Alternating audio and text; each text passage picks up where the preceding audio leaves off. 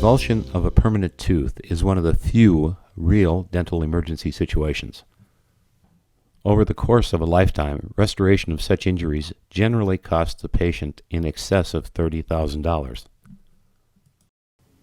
Avulsion results in tearing of the periodontal ligament and localized cementum damage. The objectives of treatment are to minimize the periodontal drying that occurs and to avoid a pulp space infection. Speed of replantation is the single most important factor to ensure a favorable outcome.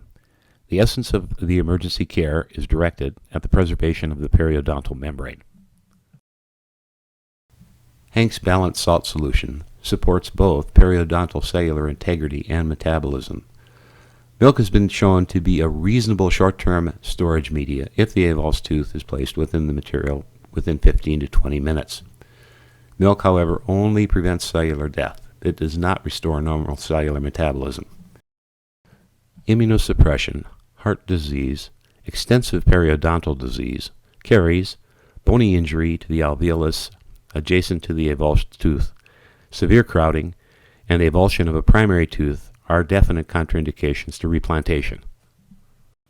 Step 1. The tooth is rinsed in Hank's solution. At no time should the remaining periodontal ligament be disrupted or touched. Step 2. Adequate anesthesia is necessary for socket preparation and replantation. Next, the socket is gently irrigated using normal saline. This is followed by assessment for the presence or absence of collapse of the socket, as well as mobility of the adjacent teeth. Step 3 involves gentle reinsertion of the tooth.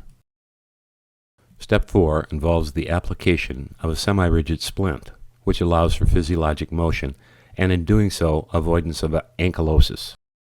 Enamel etching followed by bonding material application follows.